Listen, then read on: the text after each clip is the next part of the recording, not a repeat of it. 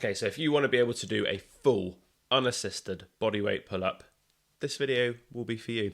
Even if you're nowhere near at the moment, or even if you're quite close, the same kind of rules will apply. You just pick up from where you are at right now. So before we get started, I have actually made a full guide so that you can plug and play this program into your current training now. Comes with full video demonstrations and the program templates to follow. I'll put the link in the description for that. You just literally pop in your name, email, and it will get sent straight over to you. Nice and easy. That is completely free. So check that out. The first thing that you're going to want to do is not worry about your grip unless you are hell-bent on being able to do a pull-up without grips and making sure that your forearms are strong enough to do it. Then fine, you might need a bit of a different approach. But the approach that I do with my clients, get yourself lifting straps straight away. Okay, so just get yourself onto Amazon. They don't need to be fancy. You can get the old-fashioned ones that wrap around the bar, or you can get ones which are like almost knockoffs of something called Versa grips, which have got the wrist wrap, and they've got like a rubber flap, and everyone fucking does this when they first get them on. But they're very good as well. So either straps or flaps, get those on. Game changer for your grip. And I would actually wear those for every single pull down, assisted pull up, any kind of row that you're doing, anything where you're pulling, put lifting straps on.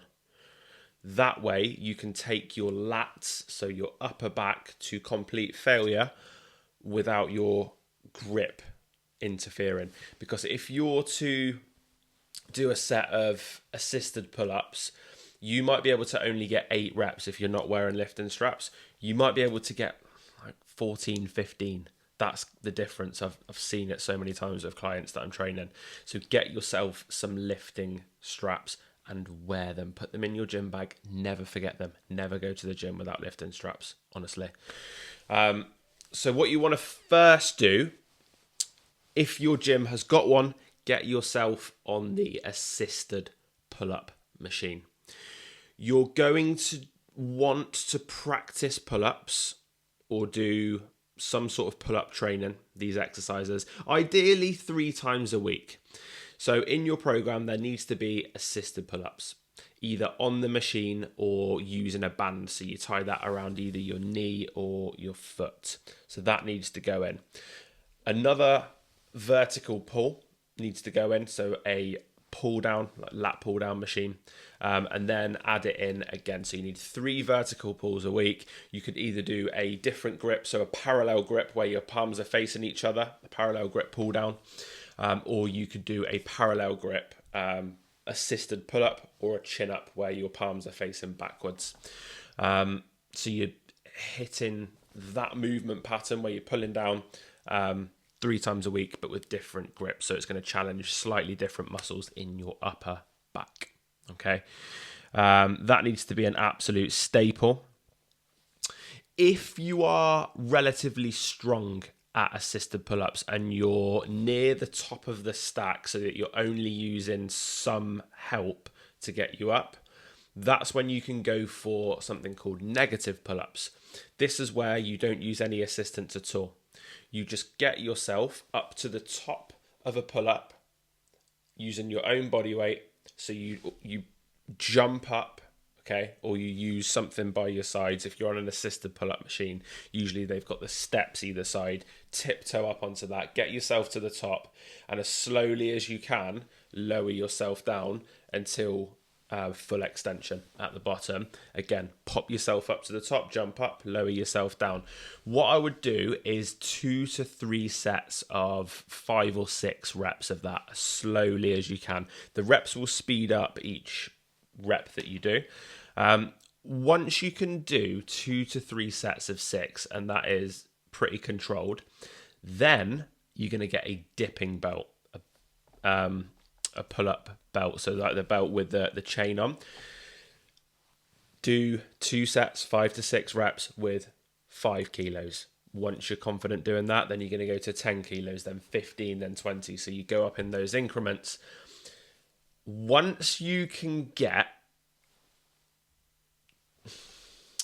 5 or 6 controlled negative pull-ups with a 20 kilo belt strapped to you, go for your pull-ups then. You'll probably be able to get about 1 to 4 bodyweight reps if you can fully control a 20 plate all the way down. Okay, so if you're not too impatient,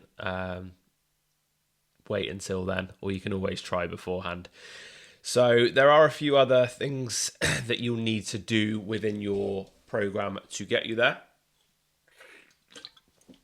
These things are different kind of pulls, so you can go for a horizontal pull as well. I would do this, if you can, 3 times a week, making sure that you are doing either like a machine row where you're pulling in towards you,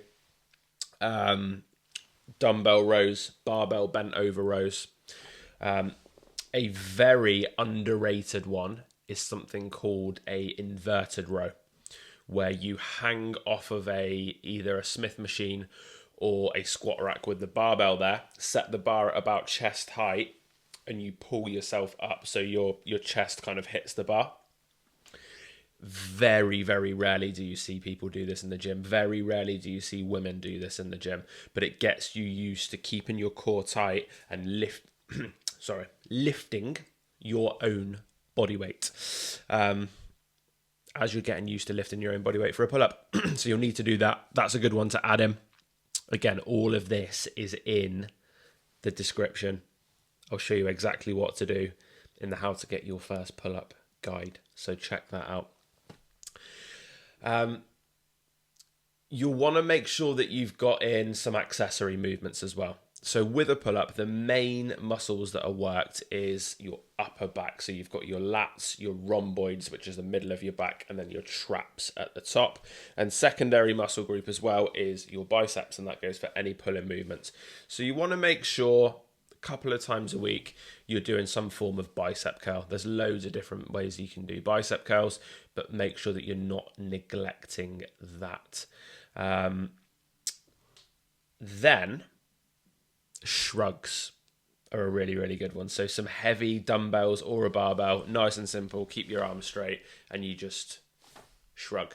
A little bit like when your boyfriend asks you what you want for dinner, and you go, that's literally all you need to do, okay? And that will develop all the muscles up through your neck, which is good for setting your back, setting your shoulders back and down, and going for your pull-up, okay? So that is kind of the blueprint that I would go for. Doesn't need to be any specific like forearm work for your grip or anything like that. People often think, oh, it's my grip that needs to really improve to be able to get a pull-up. Get yourself lifting straps, for the love of God. It's a little bit like if you were going to go for your driving test. If I was learning to drive now, 100% I would go straight in and just do an automatic test. Like, the majority of cars now that are being built now are automatic. It's easy to get really good automatic cars. There's no need to really drive a manual. And the majority of learning to drive is learning clutch control, isn't it? It's a little bit like getting a pull-up. You can like almost just fast track the hardest part of getting a pull-up, which is your grip and your hands killing, by taking an automatic test and just getting lifting straps. That's kind of the equivalent. Hope that makes sense. So yeah, any questions, pop them in the comments. Otherwise, just download the guide, make sure that you've got that, and let me know when you hit your first pull-up, because as long as you follow this, eventually it will happen. Just be consistent with it. Like I said, ideally you're going to practice some sort of pull-up or vertical pull 3 days a week, and you'll be